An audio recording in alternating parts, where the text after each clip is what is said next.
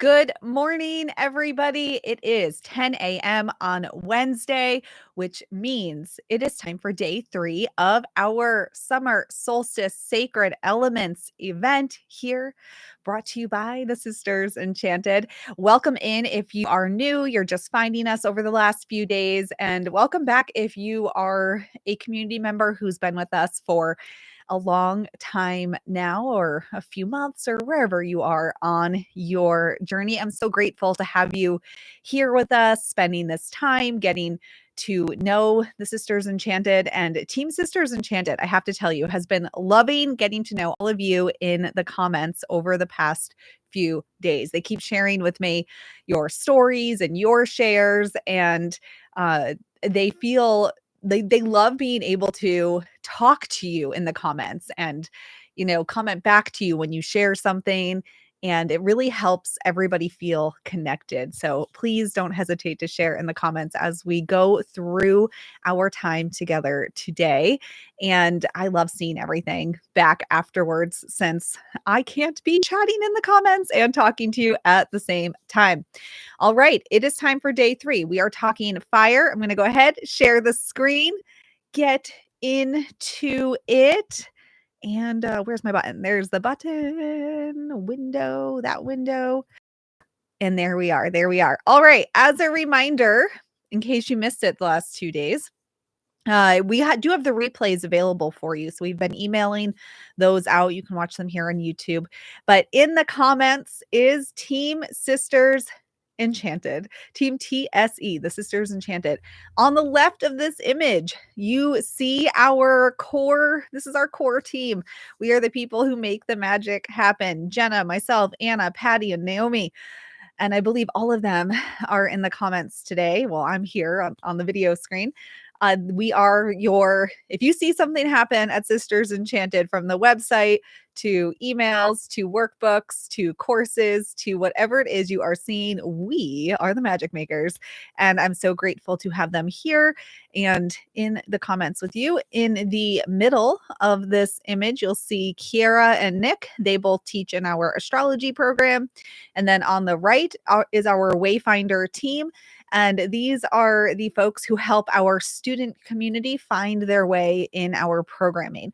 So if they are ever need help finding a resource, or they want feedback or something like that, we've got Teresa, Renee, Melissa, Beth, and Risa, who come in like hot little pixie fairies and help out in the student community as well.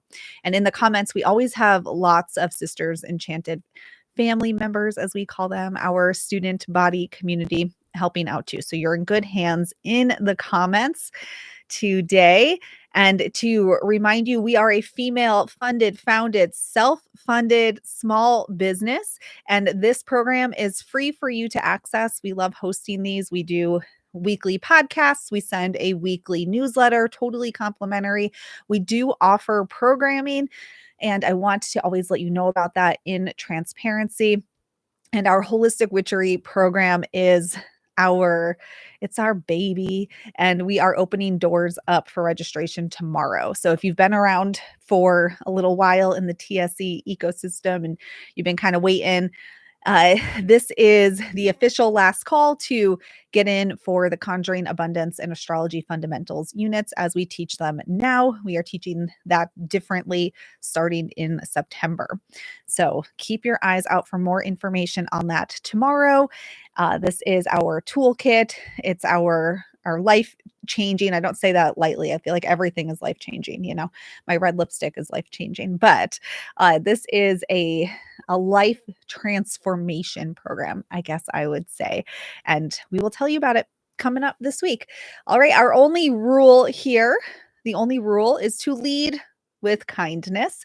We are not a company that works in absolutes. We are always changing and growing as people, as we hope you are too. And though we do hold a line in the sand to lead with kindness with your peers, with Team Sisters Enchanted, with yourself when those thoughts start to come up, like, you're not good enough, you're this, you're that, whatever. Lead with kindness in your own energy. We talked about energy yesterday. What are you breathing in? And lead with kindness out in the world when you hit those social media comments, the YouTube comments, the emails. Remember, we don't have tone of voice, body language, or facial expression when you are communicating via text, and just have that grace with everybody, right? Always assume everyone is doing their best. I have been sharing with you a little bit about me. So if you have stumbled upon this and you're like, who is this person? Go back to videos 1 and 2 where I share some of my story. Today, I want to share with you 2 of our company values that we bring into everything that we do. And we did shift these recently. So if you've been here for a while, you might notice that. Yesterday, I shared our value of mission over ego. It's our mission to bring transformation and self trust to women through these tools and practices we have here. And that's what we always prioritize. We also value self trust. And we love to ask the question, would I follow me right now? Like, would I follow myself? Am I in my self-trust such that I would want to follow myself if I was the leader? And self-trust is where it begins and ends for us. And then resourcefulness is ritual. Rituals are the things that create your reality. So, what are you treating as a ritual in your life? And are you reminding yourself? Are we reminding ourselves that we are resourceful people? We don't have to wait for somebody to tell us that we've got it. We are resourceful. We can trust ourselves. So we bring that to everything that we do here. And we find that the folks who like being in our community are interested in bringing this into their lives as well. Monday, we talked about the element of earth. We are here to talk about the summer solstice and the elements. Earth, we discussed feeling, right? We discussed the rhythm that earth brings to us. Yesterday, we talked about air. We talked about our energy. What are the stories that we're breathing into our energy? What are we constricting and cutting off oxygen from? Where are we expanding our breath and constricting it within our energy body? We're talking about embodying, being the essence, being the energy of the elements, as opposed to just doing the tools of the elements. That's what we are doing here this week. And today we are tapping into fire. I shared on day 1, I have 5 planets in Sagittarius, so I love me some fire discussion. It is also the summer solstice this weekend, the longest day of the year. And we are bringing in this elemental discussion because as the daylight here, Earth, for those of us in the northern hemisphere anyway, we reach our moment of turning where the days are at their peak light and brilliance. The longest day where I live, it just keeps raining. It definitely does not feel like the summer solstice is upon. It feels more like November, but such is life. We are in that place of turning, right? After the summer solstice, the longest day of the year, the days get shorter again.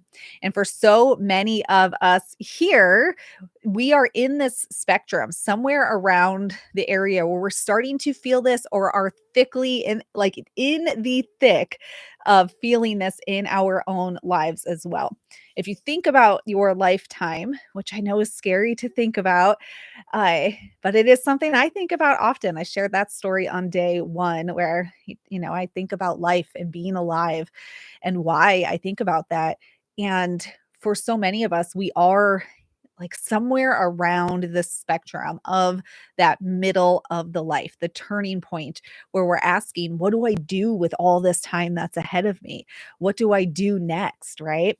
And it's our contention here as our mission is to bring transformation and self-trust to women through these tools of witchery and modern metaphysics and nature spirituality or whatever you want to call it, that just like the longest day of the year, just like the summer solstice, unless you live in Connecticut where it won't break 70 and rainy, just like those warm summer days, we can be smoking hot as we wane through the rest of life, as we move through whatever is next. And it's important to remember that smoking hot, like the solstice, is an energy. It is not a way of looking, it's not any particular thing you have to do. Like we're talking about with the elements this week, we're talking about being in the energy of the elements as opposed to doing the act of the tools of the elements, which we certainly can do.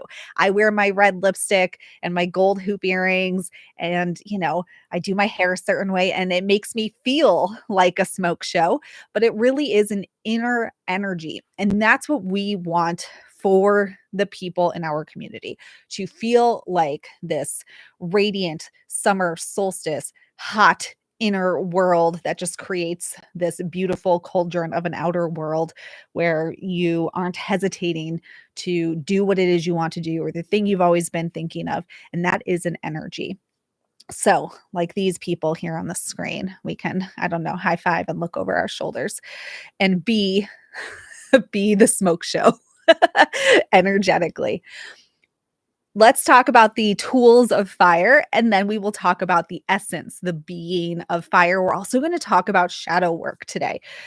So that is going to come up. We're going to talk about the tools. We're going to talk about shadow work. We're going to talk about fire and how we transform our shadow as we journey through this experience of remembering our inner wild wisdom, wise witchy woman ways.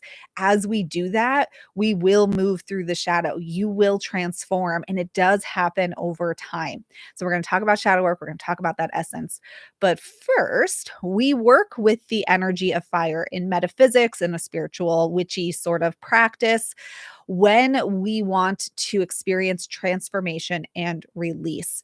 So if any of you ever work with the full moon, if you ever see like information on social media that says, it's this such and such full moon, and it's a good time to release X, Y, and Z.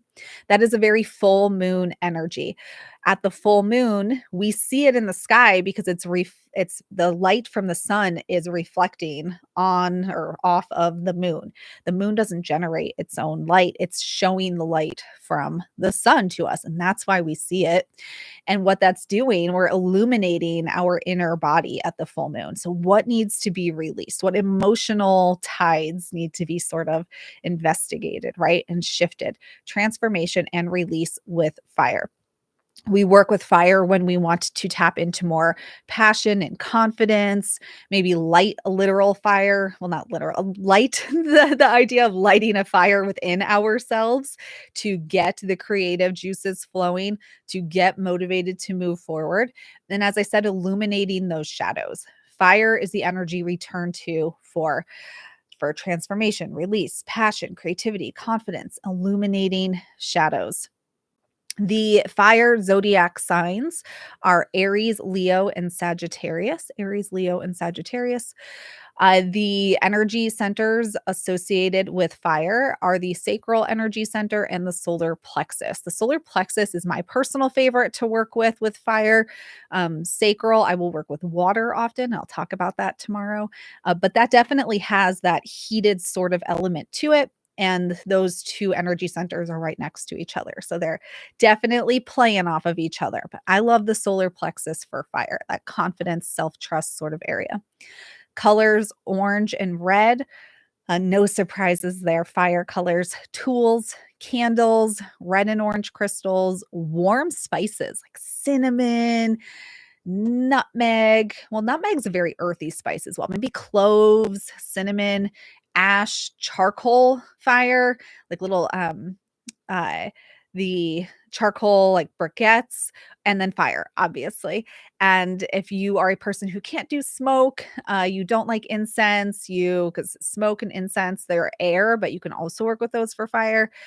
I remember like electric candles, just drawing a picture of a candle. All of that is going to work in your practice. It is a practice, it is your personal practice.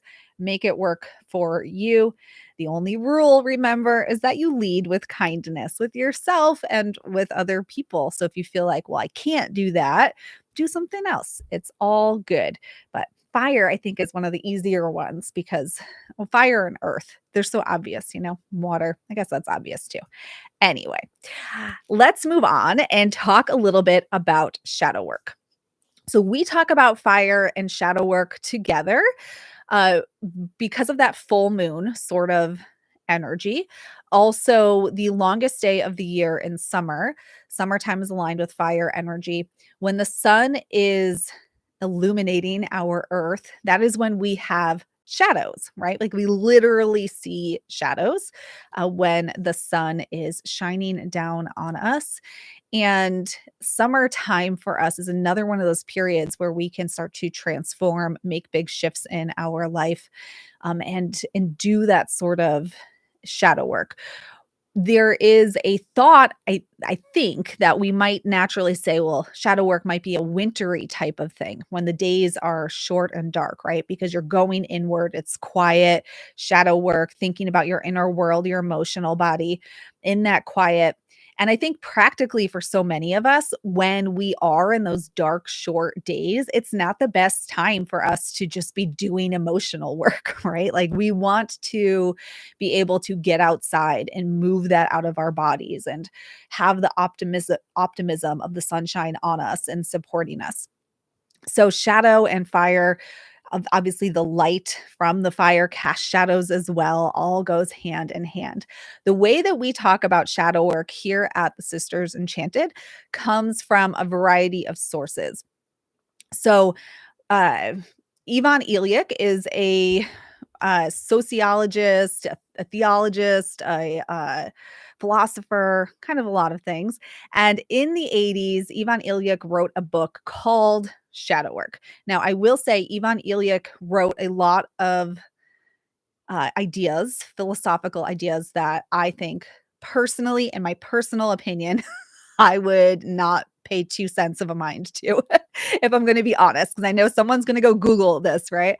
I would be like, "Nope, that is not open for consideration." However, this shadow work writing of Ivan Ilyik's did influence how I teach shadow work. So it's important that I bring that up so you know where it comes from. And what his contention is that we as modern humans fill our time with jobs, with things that we do in the effort to feel productive and good and worthy.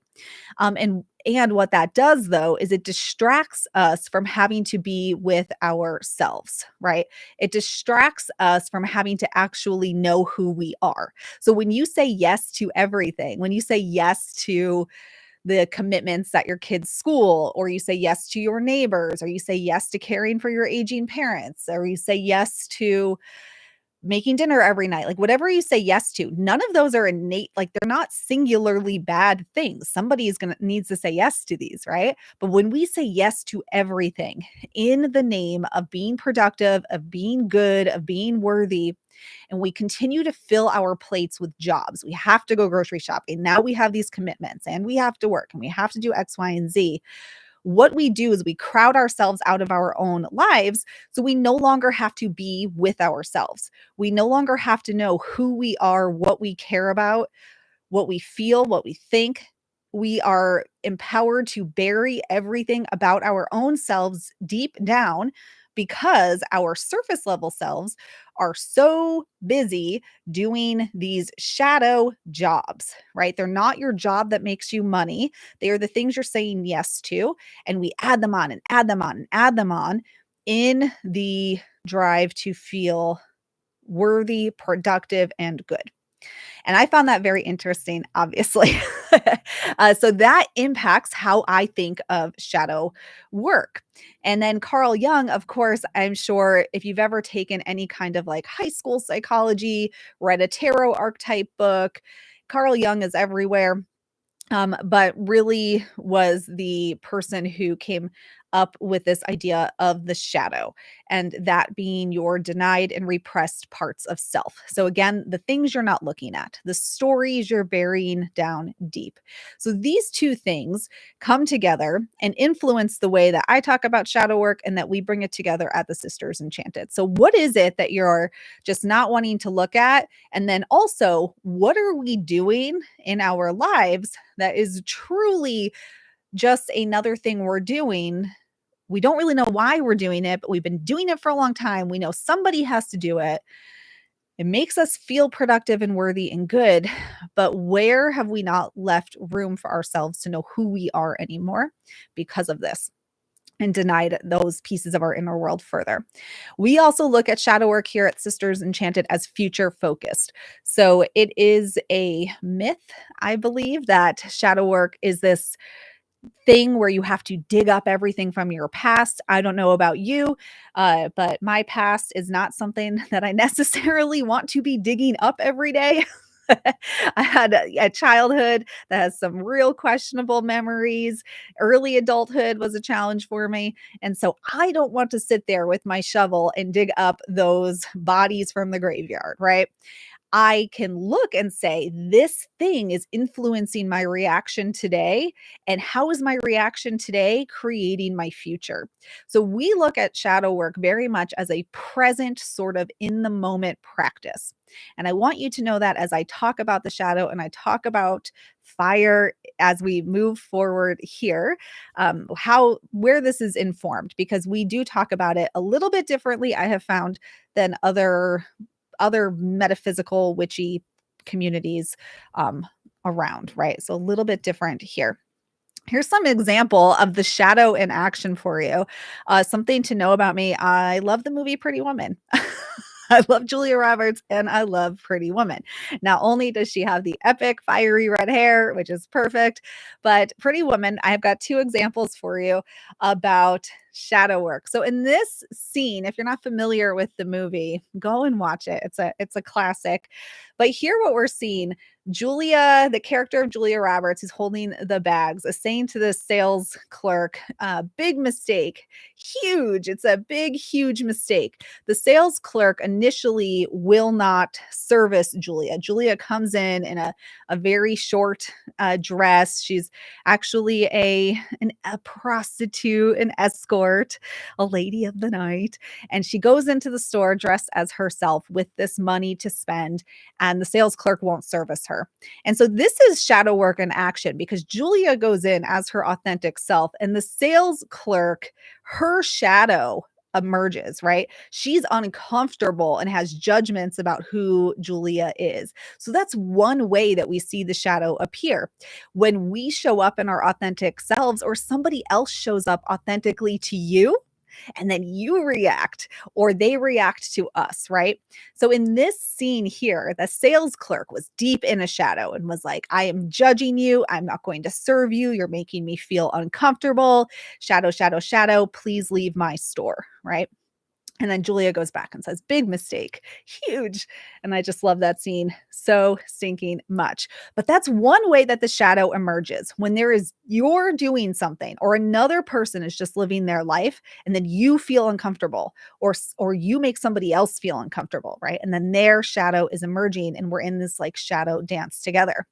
Here is another example of how the shadow might emerge.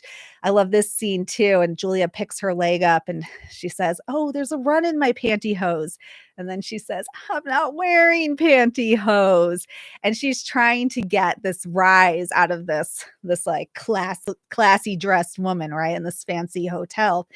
And what we see here is another way the shadow emerges for us. And that's through like seeking validation, or like wanting somebody to see us. Like we become uncomfortable in our newfound power, and then we don't really know what to do with it. So maybe we say something that's a little like attention seeking, right? Or we just engage in this way that makes it clear that we aren't quite um that we aren't quite comfortable with how we are emerging, right? And then our shadow might appear there. And then we can reflect on that and say, whoa, what am I learning from this experience?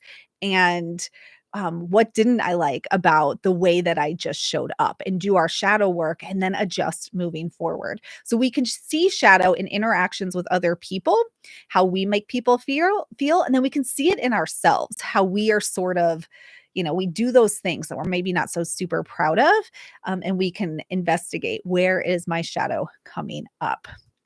All right. So when we think about this fire is a an energy of experience.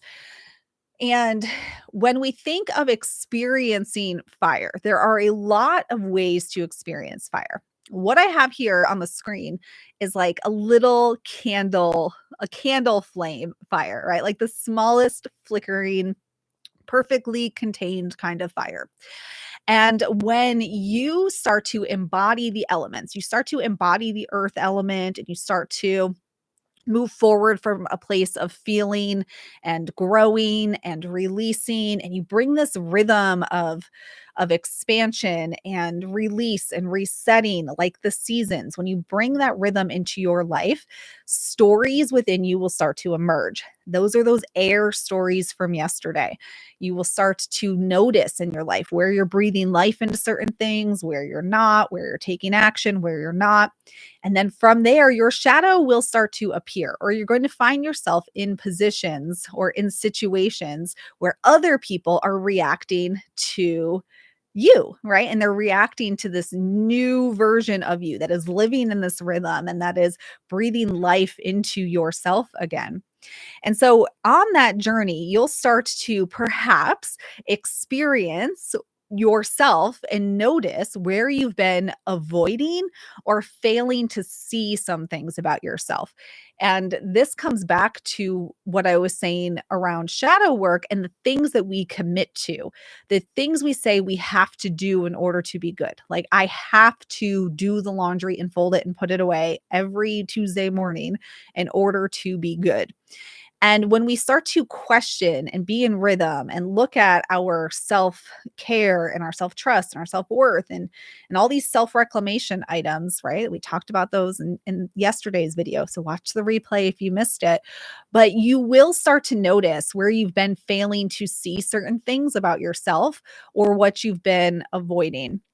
And so that kind of first small flicker really is the question, what am I pretending not to see? What am I pretending not to notice? Or maybe something I'm explaining or justifying, and it doesn't have to be that way, and it no longer feels good. One of the things that can happen for women in particular when we start to create a spiritual practice, maybe you are a person who grew up in a religious household and you're kind of exploring what this is. Maybe you are a religious person and you love crystals and you love tarot. Maybe you are a person who has always been more spiritual in nature and a witchy sort of person. And what can happen though is at some point we get caught up in the act of the spirituality. We get caught up in like the love and the light of it, where we are just doing the crystals, we're doing the motions, we're sort of celebrating like the summer festivals and the winter festivals and whatnot. And we're forgetting that in this rhythm, we are growing also. That's part of this experience and coming back to all of our human emotions. So when we start to shift, the first element of fire and experiencing that fire and the shadow is this flicker of, whoa, I think maybe I've been justifying doing this and it's not actually what fits me any longer. And I've just been kind of not wanting to face it or want to admit it. And now here I am noticing it. From there, we grow into like this inside contained fire. So a fireplace, a hearth fire, an indoor fire, whatever you want to call it. But kind of the next journey in this fire experience, once you have that flicker of knowing, it's starting to really bring the warmth back to self trust. So bringing self trust back to the areas of life that you notice, maybe this actually doesn't fit me anymore. Maybe I've actually been avoiding admitting this to myself or avoiding just even slowing down enough to acknowledge it. And once we get a little deeper into that fire, a little deeper into the experience of growth, a little deeper into our wise, witchy ways, and we start to pay attention to ourselves again, we notice what needs love, not avoidance, and start to ask, how do I shine? How do I shine? This is also where we really start to notice these stories that we've been breathing life into. Talked about this yesterday, that are really like conditioning, telling us what it looks like to be good. So, what it looks like to be a good woman in your family, what it looks like to be good at work, what it looks like to be good in society. All these like things that we carry with us, we'll start to notice them as we deepen into the fire and into the shadow work. As women, we're so often told to be nice, calm down, don't make people feel bad. And this will kind of start to emerge in this knowing the shadow work when we begin to investigate self-trust again and recognize that I want to start to shine. The fire heats up a little bit. From there, we have this next level of the fire, and this is like the outdoor bonfire. The fire is getting bigger, right? We are less afraid of the shadow. We're less afraid of the flame and the dance and the stories that are being cast about. And with the bonfire, we start to take confident action. So the self-trust that emerges through shadow work, that emerges through being breathing life and air into your energy again, that emerges through the rhythms you create, that self-trust becomes confident action. And this is where other people will start to see it in you, though. So in my pretty woman, big, huge mistake example, and the sales clerk did not like that Julia Roberts was rolling up in there dressed the way she was with the money that she had and would not serve her. As you become more confident and self-trusting and your fire starts to grow brighter, you're the shadow from that fire. Other people are going to get in that shadow, and you're going to be forced to sort of reconcile who is sitting at my bonfire and who is trying to put it out. Who is sitting at my bonfire and who is trying to put it out.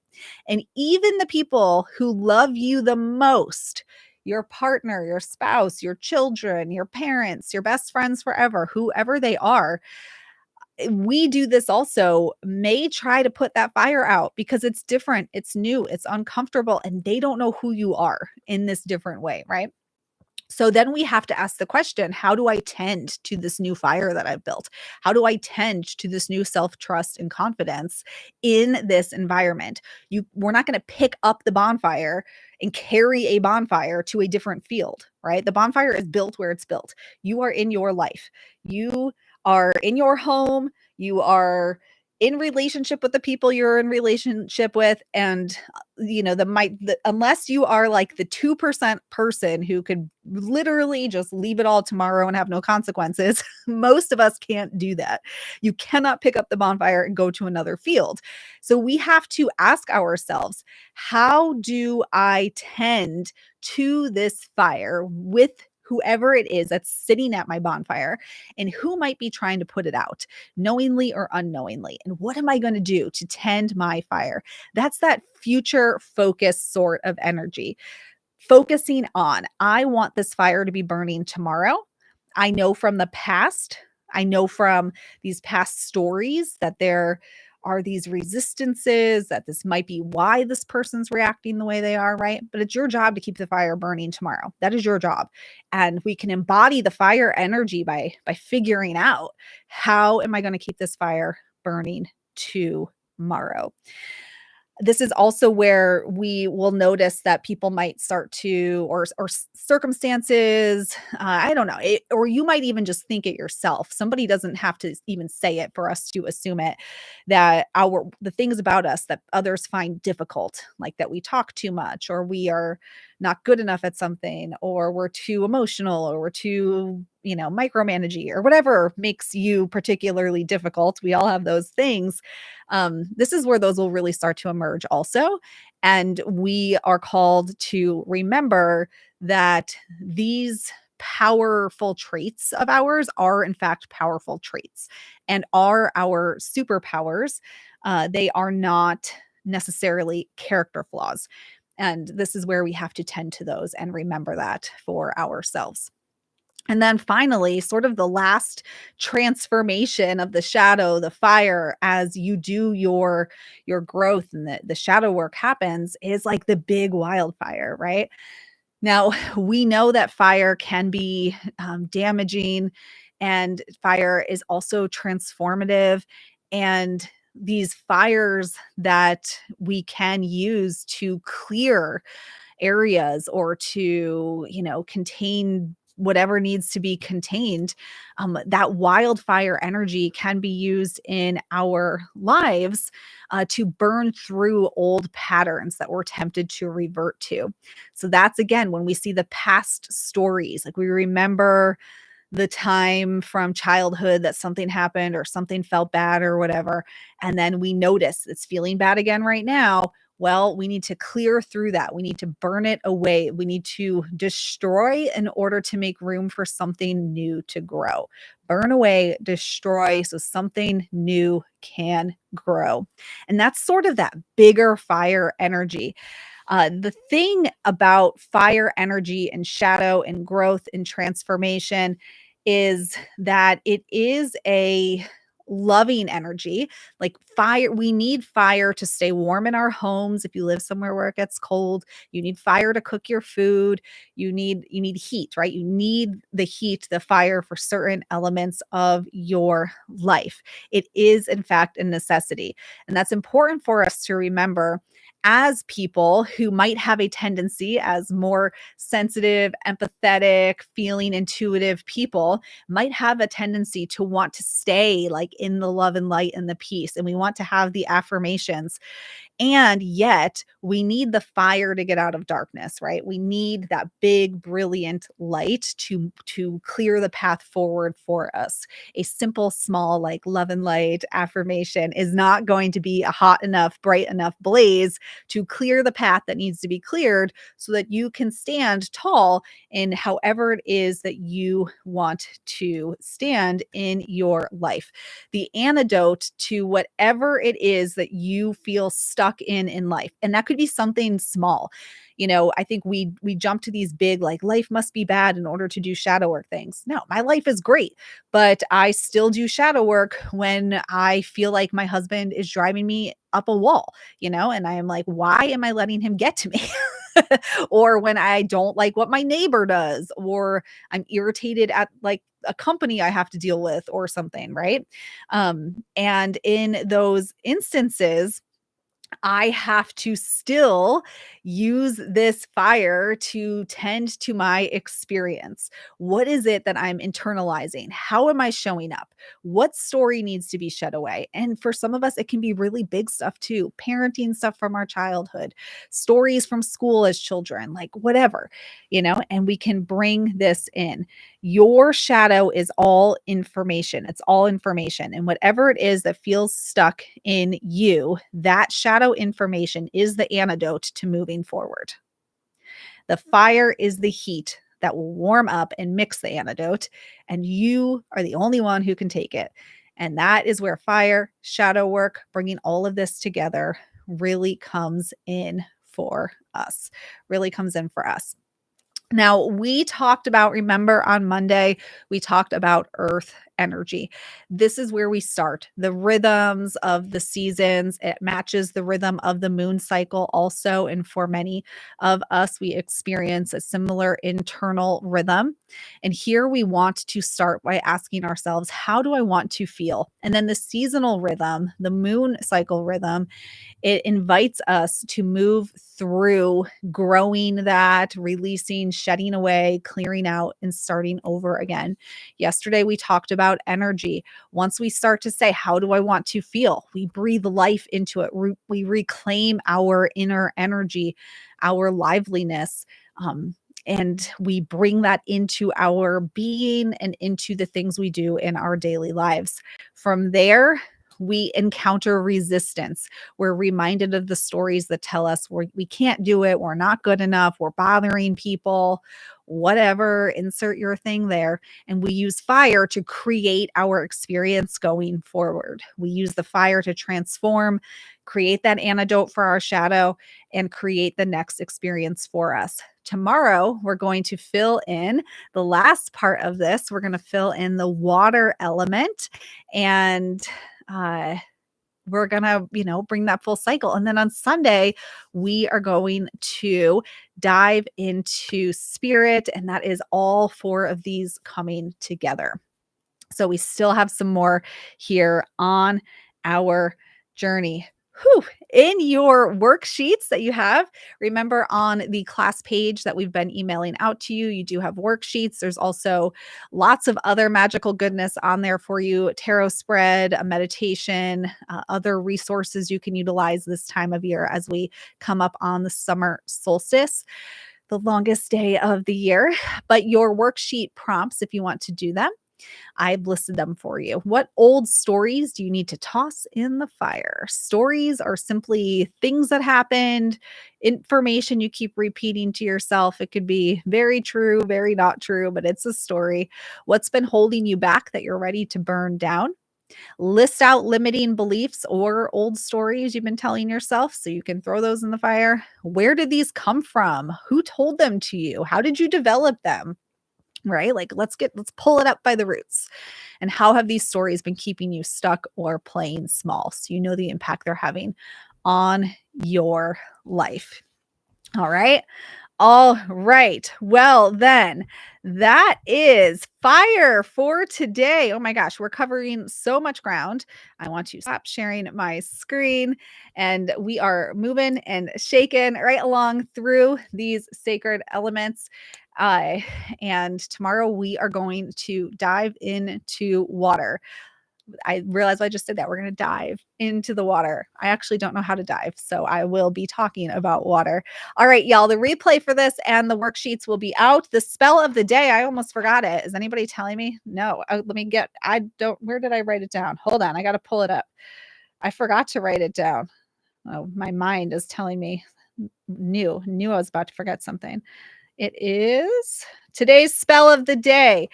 I ignite my future. I ignite my future. So Team Sisters Enchanted will paste that in there for you.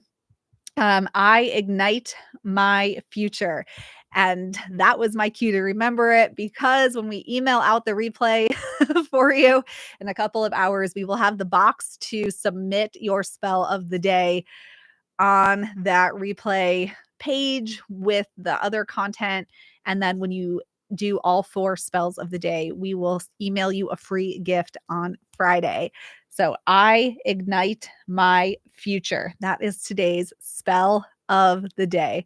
I ignite my future.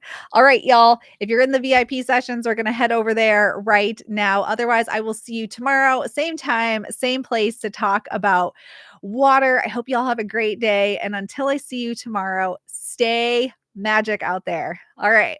Bye, everyone.